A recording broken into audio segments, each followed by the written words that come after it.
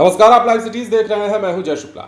बिहार में अब एक नया फरमान जारी किया गया है। सरकार ने अब एक ऐसी लक्ष्मण रेखा खींच दी है जिस रेखा को पार करने पर अच्छों की शामत आ जाएगी।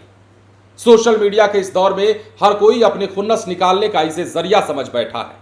हर कोई अपनी बातों को बेबाकी से रखने का एक प्लेटफॉर्म समझ बैठा है और यही कारण है कि अब सरकार के कर्मचारी या अधिकारी भी सोशल मीडिया का सहारा लेकर अपने ही या तो विभाग पर बरस रहे हैं या फिर सरकार पर बरस रहे हैं। लेकिन अब बिहार में एक नया लेटर जारी किया गया है, हार्ड लेटर जारी किया गया है और इस लेटर के माध्यम से साफ साफ कहा गया है कि रेडियो, अखबार और सोशल मीडिया से मतलब रील वगैरह से आप दूरी बना लीजिए, नहीं तो आपकी शामत आने वाली है। और ये लेटर किसके लिए जारी किया गया है वो भी आपको जानना चाहिए। आपको पता है कि बिहार में कुछ महीनों पहले से लगातार राजस्व विभाग एक्टिव मोड में है। विजय कुमार सिन्हा ने जब से इसकी जिम्मेदारी संभाली तब से लगातार जन संवाद कार्यक्रम चल रहा है, लोगों की समस्याओं को निपटाया जा रहा है। लेकिन ये सब कुछ होना विभाग के ही कुछ कर्मचारी और अधिकारियों को नागवार गुजर रहा था, जिसे लेकर वो लगातार सोशल मीडिया प्लेटफॉर्म्स पर अपनी नाराजगी, अपनी आपत्ति और अपना विरोध दर्ज करा रहे थे।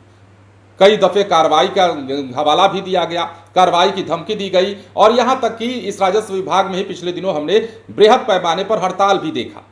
पर अब जो लेटर जारी किया गया है उसमें क्या क्या कहा गया है वो हम आपको बताने जा रहे हैं। बिहार सरकार के राजस्व विभाग ने सभी कर्मियों और पदाधिकारियों की नई आचार संहिता तय की है।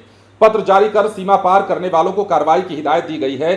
सोशल मीडिया पर सरकार के खिलाफ प्रतिकूल टिप्पणी करना या रील बनाना अंचलाधिकारी या फिर राजस्व सेवा के अधिकारियों को भारी पड़ेगा। विभाग ऐसे लोगों की पहचान कर उनके खिलाफ कठोर अनुशासनात्मक कार्रवाई करेगा। राजस्व और भूमि सुधार विभाग के प्रधान सचिव सीके अनिल ने इस बाबत हार्ड लेटर जारी किया है, पत्र जारी किया है।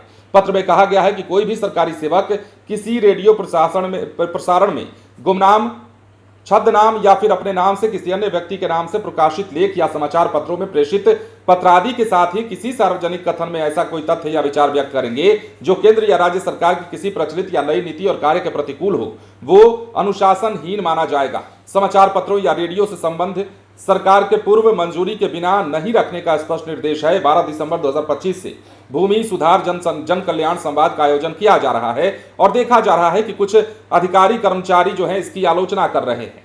ये सरकारी सेवक के आचरण के खिलाफ है और इसी को लेकर के ये लेटर जारी किया गया है। ऐसा करना सरकारी सेवक के आचरण के प्रतिकूल माना जाएगा। आरोप सिद्ध होने पर ऐसे कर्मियों के खिलाफ कार्रवाई की जाएगी। अब विजय कुमार सिन्हा ने लगातार कार्रवाई की है, लगातार बैठकें की है और जनसंवाद कार्यक्रम चलाया है।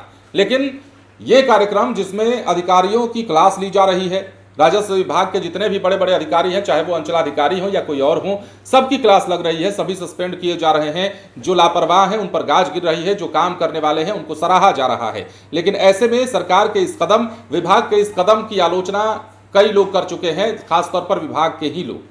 अब ऐसे लोगों पर नकेल कसने के लिए ही ये लेटर जारी किया गया है और बताया गया है कि यदि आप नहीं माने, यदि आपने रील का चक्कर, अखबार का चक्कर और रेडियो का चक्कर, सोशल मीडिया का प्लेटफॉर्म का चक्कर आपने नहीं छोड़ा, आप इसी प्रकार सरकार की खिलाफत या सरकार की योजनाओं की खिलाफत करते रहे तो आप पर गाज गिरना तय है। और ये लेटर कई लोगों को मुश्किल में डाल सकता है, खासतौर पर राजस्व विभाग के बड़े बड़े अधिकारियों। बने रहे लाइव सिटीज के साथ। धन्यवाद।